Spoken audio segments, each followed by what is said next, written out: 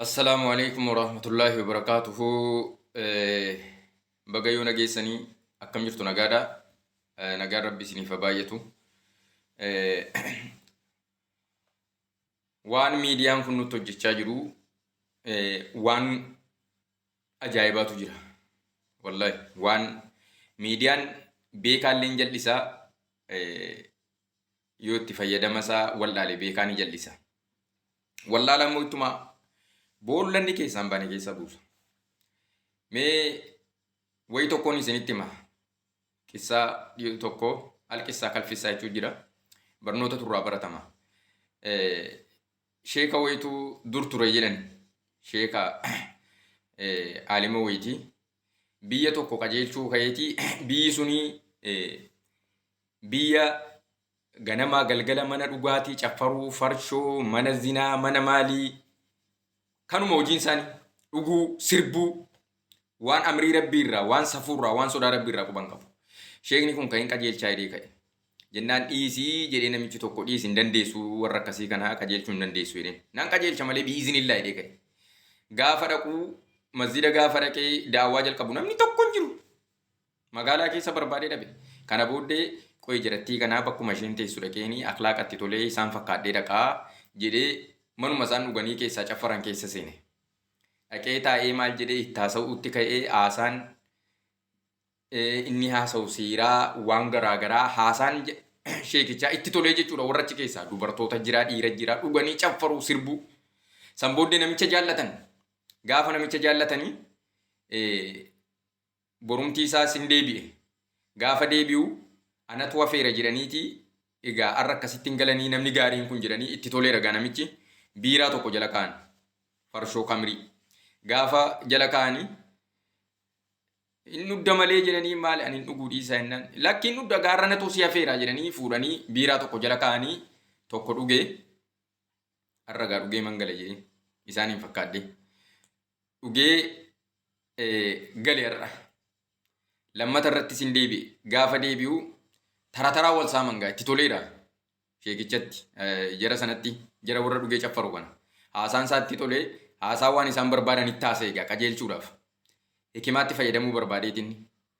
Gaafa kana lammata irratti fuudhanii jala kaa'anii lama dhugee machiin hin taatu jedheeti laa taqrabu salaata walaa sukaaraa kan jedhu sana yaaddatee galee har'a gaa lama dhugee sadaffaa irratti gaafa dhufu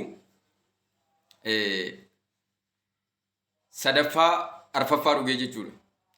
Gaafa deebi'ee dhufummasii har'a gaa qopheessinee dubartii bareedduu qopheessinee eenna jedhanii namicha gaarii kana jedhanii gaafa dhufu dhugaatii isaa jala kaa'anii gaafa kana intala qaallittii bareedduu bira kaa'anii qaallittiin bira teessee qaqqabdee susukkuumtee waan biraa keessa galchite. Egaa sana booddee isa dhaquudha. Gaafa kana fudhatamee jechuudha namni kun. Jaratu fudhatee jechuudha. Jara warra achi keessaa shubbisu sanatu. Gaafa kana ture egaa namichi. Gaafa kana namichi inni gaafa dhowwee sun biyyi qajeelteetti namichi waa malee sheekni waa malee akkasiin turre jedheeti sheekicha barbaacha deeme. Gaafa deemu assalaamu alaikum. Sheekichi fudhatamee nama jalqaba yeroo osoo namni tokko mana dhugaatii hin seenin nama mana dhugaatii seenee kursiyyuu si sirreessu ta'ee raappeera ta'ee qumxaa kutatee keephiirra kaa'atee waan biraa keessa galee jira jechuudha. Waan biraa keessa seenee. Maaliifan jechuu barbaade namoonni keenya gurguddaan mashaayikonni keenya gurguddaan sheekoliin keenya gurguddaan daa'iin keenya gurguddaan namoota sirreessina daawwaatti goonee jedhanii miidiyaa kanarra dhufanii ofii isaaniitii liqimfamaa jiru.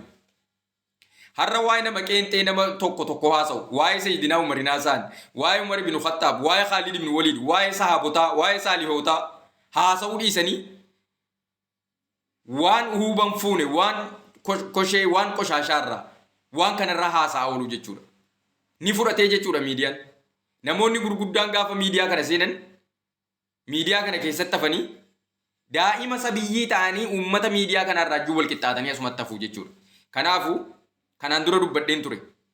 Miidiyaan balaa qaba yoo itti fayyadamuu hin beekne. Yoo itti fayyadamte garuu khayrii addunyaa khayrii akhiraa qabaa jechuudha. Kanaaf mashaayikonni keenya gurguddaanis darasoonni keenyas aalimoonni keenyas yeroon akka itti isinitti haasa'u an Anwaar waa beekee miti. Haguma hin danda'u haga hubannoo keenya walitti himuutu barbaachisaadha. Walitti himuutu barbaachisaadha. Waan kana wal yaadachiisuuf dirqama ta'innaaniin gurra sinaa buutuu jechuu barbaade. Egaa akka sheekicha dhaqee mana alaafii yookiis ajajaa duuriyootaa kan dhaqee wanni mana farshoo banu jalqaba kan suubiidhaan isa dura namni dhaqu hin jiru. Akkas ta'ee sana akka hin taaneen jechuu barbaade. Wassalaamu alaikum warahmatullaahi